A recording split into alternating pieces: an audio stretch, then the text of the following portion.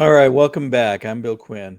We're continuing to explore some what we'll call mysteries, if you will, of things that have occurred during the Trump administration that we believe are interesting, to say the very least, and that folks should have the chance to understand these and explore them on their own so that they can perhaps uncover even more information.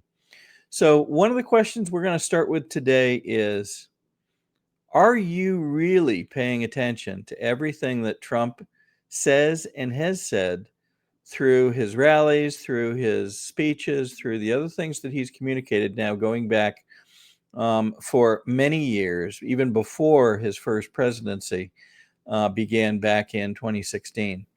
One of the things that we noted was something that he began saying sometime in 2024 following the attempt on his life, unfortunately. But we're going to talk about something that he has claimed again and again and again that we believe is very important. And he talks about his favorite chart or favorite graph. Let's listen to his comments. Gave me the strongest endorsement. They said that the best president, and the best president by far we've ever had on the border. We had okay, put that sign up, my favorite sign. Put that sign. This is my favorite graph. Oh, I sleep with that. I wrap it around, I kiss it at night. Because without that graph, I'm not here. I hate to tell you. I'm not here without that. But importantly, look at the big red arrow at the bottom. That was the lowest point of illegal immigration ever that we had known in recorded history of our country.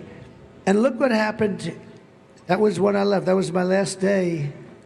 It was the lowest point, and that included human trafficking, and mostly in women. I hate to tell you that. Do you know that they're missing 325,000 children, and the press doesn't talk about that? Think of what that. So he said a number of things in that snippet of his speech, but he pointed to that chart. And if you go back and look at the rallies that Trump held throughout the remainder of 2024 leading up to the election, he used that chart on a number of occasions. Let's take a little bit closer look. And you remember he said, look at the low point. That's my last day in office. So here he is making the speech. Let's look at the chart. Now, this is from RSBN, one of the broadcasters who consistently projected his and filmed his rallies throughout the years as he led up to the 2024 election. Look at the date on the bottom and look what it says. Trump leaves office. Lowest illegal immigration in recorded history. But look carefully at the date. Look at the year numbers underneath the chart. The hash mark just to the left of each large dark number represents January. So what date is that arrow pointing to? It appears to be pointing to approximately April of 2020. And he said, you just heard him say it, that was the lowest point, lowest immigration we've ever seen, and that was when I left office. And indeed, the chart itself says Trump leaves office.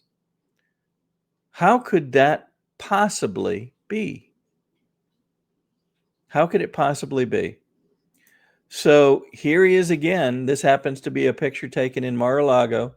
He's got the chart again, and he is pointing to the place with the lowest immigration, and that is represented in the same chart.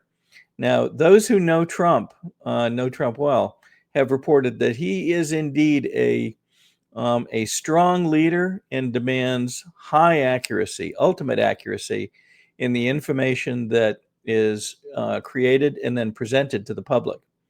So does it make any sense that Trump would allow such an error, if it is an error, to be shown to the public on a number of occasions at essentially every rally following Butler in June of 2024?